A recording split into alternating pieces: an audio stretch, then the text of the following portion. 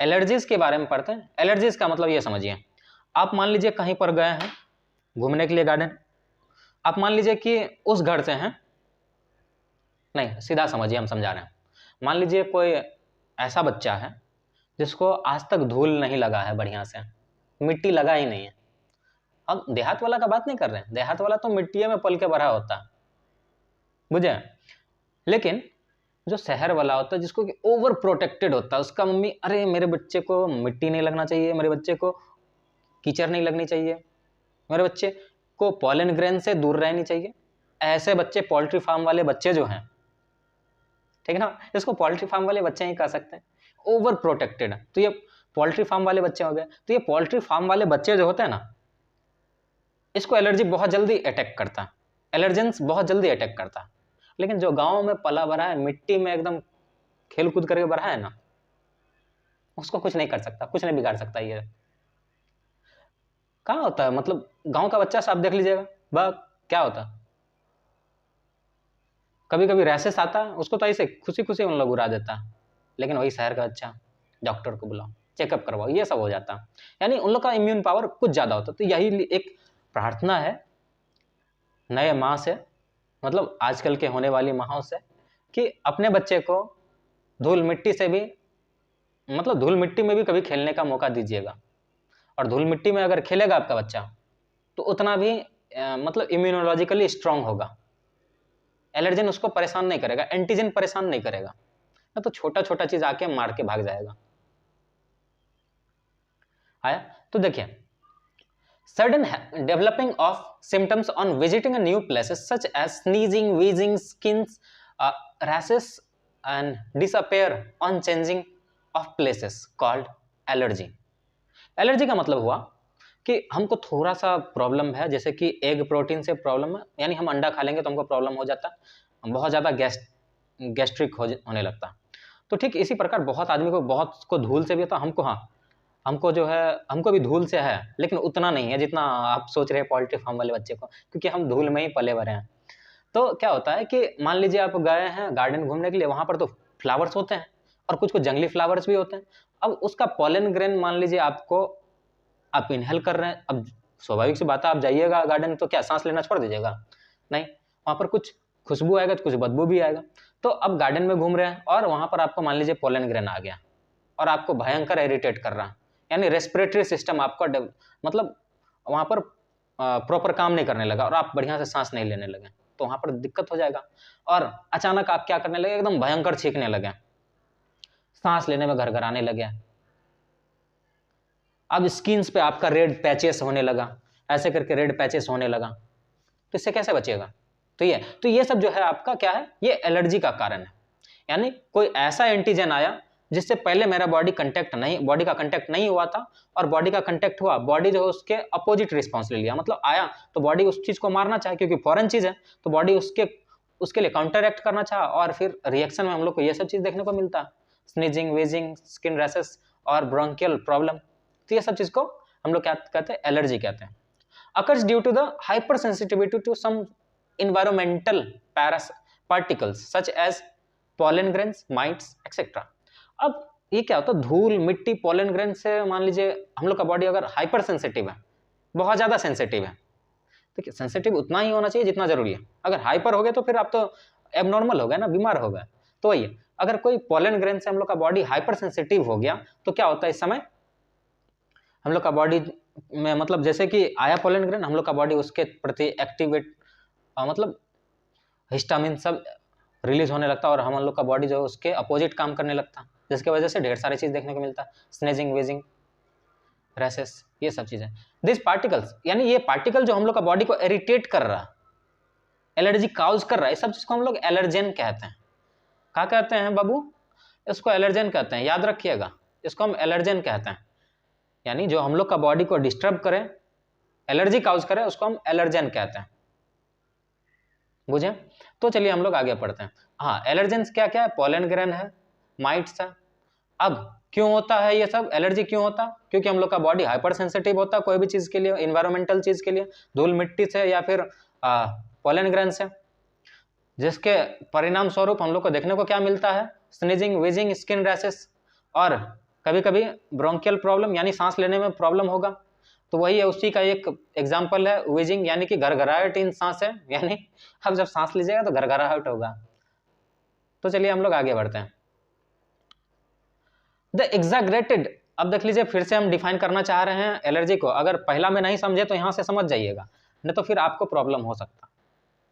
The exaggerated response of immune system to certain antigen और allergens present in the environment are called allergy.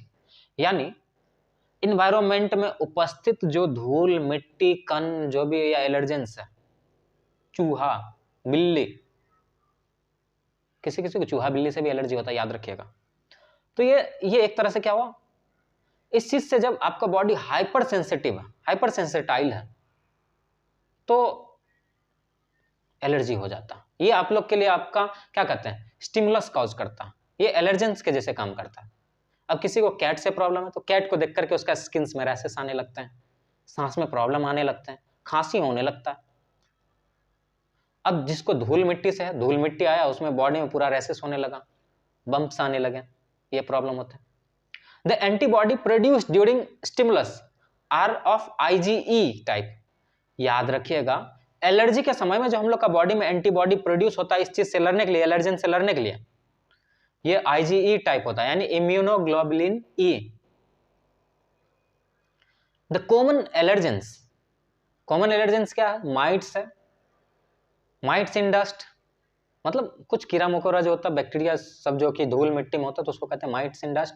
Pollen, animal dander, यानी animal dander कहने का मतलब हुआ कि आप सिप या भैंस वैंस गाय वाय देखते होंगे तो उन लोग का डेंड्रफ होता है उन लोग का बॉडी में, तो किसी किसी को उस डेंड्रफ से भी एलर्जी होता, तो यानी वो भी एलर्जी कॉज करने लगा, वो भी एक एलर्जी, जो भी चीज एलर्जी कॉज करे उसको हम एलर्जन कहते हैं। तो अब सिम्टम्स देख लेते क्या क्या आता है, स्नीजिंग, छींक आएगा, भैया छींक आएगा, झीक नहीं लिखना था हमको, छींक, छींक आवेगा। वाटरी आइज, आंख में पानी आंख में पानी नहीं भरेगा, मतलब आंख में पानी भर जाएगा, पानी में आंख नहीं भरेगा, आंख में पानी भर जाएगा, ठीक, मतलब आंख से पानी बाहर आने लगेगा। रनी नोज, एकदम नाक बहने लगेगा। और डिफिकल्टी इन ब्रीदिंग, वही बात है, ब्रोंकियल प्रॉब्लम जिसको हम कह रहे थे, difficulty in breathing. Skin rashes, यानी कि स्किन पे रैशेस आ जाएंगे, तो ये सब प्रॉब्लम है भैया, तो बच के रहिएगा। अब कॉज की बात करें, कॉज, कॉज मतलब कारण, कौन कॉज करता है, due to the release of chemicals like histamine and serotonin from mast cell. और होता क्यों, आप बोलते हैं ना क्यों निकलता है आईजीई एंटीबॉडी, क्यों ये एलर्जी होता, तो भाई साहब आपको जाननी चाहिए एक बात कि आपके बॉडी रिलीज कर देता है क्या, आपके बॉडी में एक सेल होते हैं जिसको कहते हैं मास्ट सेल, वो मास्ट सेल क्या करता है, रिलीज कर देता है ये केमिकल, क्या नाम है इस केमिकल का, हिस्टामिन एंड सेरोटोनिन। क्या नाम है, हिस्टामिन एंड सेरोटोनिन, ये निकल जाते हैं मास्ट सेल्स। अब ये क्या करते हैं, आपको एलर्जी कॉज करते हैं। कैन बी, अब देखिए determining cause of allergy, determining cause क्या है, can be done by injecting small dose of allergens into the persons and reaction is studied. तो ये तो दूसरा पार्ट है, इसको हम बाद में समझते हैं, लेकिन पहले ये इसका ट्रीटमेंट देख लेते हैं। हाँ, ये देख लीजिए, जैसे हिस्टामिन निकलेगा और सेरोटोनिन निकलेगा तो आपका बॉडी जो है एक्टिवेट हो जाएगा उस पार्टिकल्स से, यानी जो भी धूल कण आपका शरीर पर बैठा उसके लिए एक्टिवेट हो जाएगा, उसके लिए एंटीबॉडीज बनाने लगेंगे और आपका बॉडी में उसके प्रति कुछ ना कुछ रिस्पॉन्स दिखेगा। बुखार आ सकता है, बॉडी हीट हो सकता है और शरीर पे चकत्ते आ सकते हैं, ये सब प्रॉब्लम होगा। अब ट्रीटमेंट की बात करें तो यूज ऑफ ड्रग्स लाइक, अब कौन कौन से drug, anti histamine drug use करेंगे, एड्रेनालिन यूज करेंगे, ये सब ड्रग का नाम बता रहे हैं, और स्टेरॉइड्स का। हाँ, और आप अगर वो स्टूडेंट है जो कि नीट के लिए प्रिपरेशन करना चाह रहे हैं तो आपके लिए थोड़ा सा है, लेकिन नीट में भी नहीं आएगा, तो फॉर योर जनरल नॉलेज हम आपको बता दे रहे हैं कि एंटी हिस्टामिन कौन सा ड्रग होता है। एंटी हिस्टामिन यानी कि हिस्टामिन को रोकने, हिस्टामिन का प्रोडक्शन अगर रुक जाए हम लोग का बॉडी में तो एलर्जी होगा ही नहीं।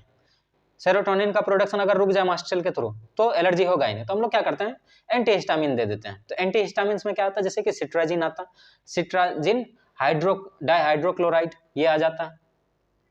और इसके बाद एड्रेनालिन की बात करें तो ये टेबलेट के नाम बोल रहे हैं हम, याद रखिएगा। तो इसमें हम लोग एपिनेफ्रिन, हाँ याद रहे, अपने मन से नहीं लेना, अपने आप में डॉक्टर नहीं बनना है, हानि हो सकता है, कहीं साइड इफेक्ट भी होता है, क्योंकि एलर्जी एक कारण से नहीं होता, बहुत सारे कारण से होता है। अब स्टेरॉइड्स की अगर बात करें तो स्टेरॉइड्स में क्या होता है, प्रेडनिसोलोन होता है और प्रेडनिसोन होता है। आप देखते होंगे डॉक्टर सब क्या बोलता है, अरे प्रेडनिसोन डाल डाल दो, मिथासोन डाल दो, ये सब चीज आपका क्या है, स्टेरॉइड्स है, फास्ट एक्टिंग है, जल्दी काम करेगा बॉडी में और बॉडी को एलर्जी से बचाएगा। This drug reduce the symptoms of the allergy, ये ड्रग क्या करते हैं, एलर्जी के सिम्टम्स को रोक देते हैं। तो अब बात आते हैं हम लोग यहाँ पर, यहाँ ये दूसरा बात कर रहे हैं, जब देखिए ये बात आता है चेकअप के समय में। अब मान लीजिए हम लोग जो डॉक्टर अब कोई ड्रग्स यूज करेंगे, तो आपको पता है किसी न किसी चीज से बना है, किसी ने फंगी बैक्टीरिया यीस्ट से बना हुआ होता है वो चीज। तो अब ये देखना होता है कि जो एंटीजन है कहीं इसका आपका बॉडी को हार्म कर रहा है या फिर पॉजिटिव रिस्पॉन्स दे रहा है। तो हार्म इन द सेंस कि आप डाला और आपका बॉडी में एलर्जी हो गया, फिर तो दिक्कत हो जाएगा वो वैक्सीन का देना या फिर उस इंजेक्शन का देना। तो इसीलिए उस चीज को चेक करने के लिए डॉक्टर पहले क्या करते हैं, स्किन पे आपको ऐसे करके गोला बना देते हैं और वहां पर थोड़ा सा डाल देते हैं इस चीज को, और आपको बोल देते हैं कि दो दिन तक, या फिर सबका अलग अलग टाइमिंग होता है प्रिडिक्शन का। तो फॉर एग्जांपल आप टीबी का अगर बात करें तो टीबी के लिए चेकअप जो होता है यहाँ पर ऐसे किया जाता है, घेर दिया जाता और वहां पर इंजेक्ट कर दिया जाता और वहां पर मतलब एंटीजन डाल दिया जाता, जिससे कि ये पता चले कि आपका बॉडी उसके प्रति मतलब एलर्जी के जैसे रिस्पॉन्स ले रहा है या फिर पॉजिटिव रिस्पॉन्स ले रहा है। अगर पॉजिटिव रिस्पॉन्स ले रहा तो फिर वो दिया जाएगा, फिर अगर नहीं ले रहा है तो फिर नहीं दिया जाएगा। तो यही कि आपका बॉडी कौन सा एंटीजन से रिएक्टिव है, मतलब सेंसिटिव है, तो उस चीज को चेक करने के लिए डॉक्टर ऐसा करते हैं, छोटा डोज देते हैं एलर्जेन का, देखने के लिए कि क्या रिएक्शन होता है, रिएक्शन को स्टडी करने के लिए। बुझ गए होंगे आई थिंक। हाँ, अब थोड़ा फैक्ट फाइल अगर देख लें इस चीज के बारे में। हाँ, नीचे जो दिख रहा है ऑटो इम्यूनिटी, भाई साहब आज नहीं पढ़ेंगे हम लोग ऑटो इम्यूनिटी, लेकिन आप देख लीजिए ऑटो इम्यूनिटी नेक्स्ट डे पढ़ेंगे, नेक्स्ट क्लास में पढ़ेंगे। हाँ, कुछ फैक्ट फाइल है वो पोल्ट्री फार्म वाले बच्चे के लिए। Modern day lifestyle has lower the immunity, more sensitive to allergens. आजकल की खान पान, जीवन शैली हमारे रोग प्रतिरोधक क्षमता का लेवल को कम कर दिया, जिसके वजह से कोई भी एंटीजन आता हम लोग को मार धो के चले जाता। आजकल के युवा सब को देखिएगा हर हमेशा बीमार रहता, क्यों रहता बीमार, कारण यही है, स्मोकिंग है, ढेर सारा कारण है, जिसकी वजह से कि मतलब लो हो गया immunity power. More and more childrens in metro cities of India suffer from allergy asthma due to sensitive to the environment. अब मेट्रोपॉलिटन सिटी में देखिए या मेट्रो सिटी में जाके देखिए, यानी बड़े बड़े शहर में जाकर के देखिए, बच्चे किसी न किसी बीमारी से जूझ रहे हैं। मुकेश अंबानी का बेटा को ही देख लीजिए, आकाश अंबानी को, वो भी बेचारा अस्थमा से जूझ रहा। तो ये है, तो यानी जब बच्चे हो तो बच्चे को बच्चे जैसे रहने दीजिए, ग्राउंड से लगे रहने दीजिए, मतलब धूल मिट्टी से सटे रहने दीजिए कुछ दिन के लिए।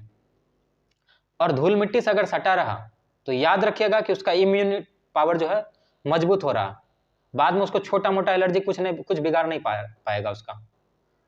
और जितना उसको पोल्ट्री फार्म में रखेंगे ना, कडलिंग करके रखेंगे,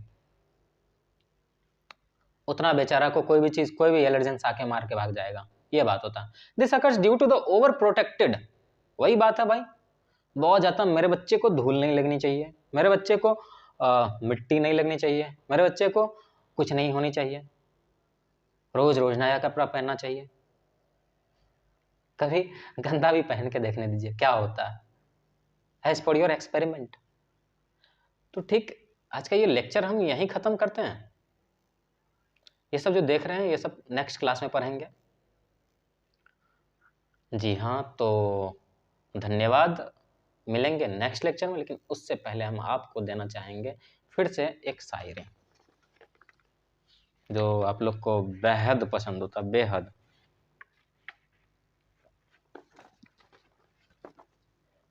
लाइन पर रहिए, जुड़े रहिए, आपके लिए ही खोजा जा रहा है।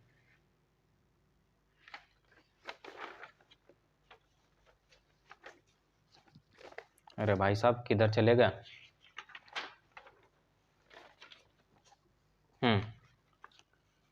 सुनिए। सुनिएगा ध्यान से, कि मैंने सीख लिया खुद से बातें करना, कि मैंने सीख लिया खुद से बातें करना, कि मैंने भी लगाया था दिल और सीखा था इश्क करना, कि मैंने भी लगाया था दिल, सीखा था इश्क करना, धोखा खाया हमने भी प्यार में, धोखा खाया हमने भी प्यार में, और मैंने सीखा आशिकी का अंजाम होता है, आशिकी का अंजाम होता है खुद को बर्बाद करना।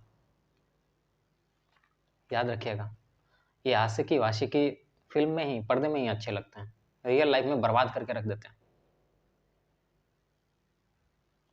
थैंक यू, मिलते हैं नेक्स्ट लेक्चर में।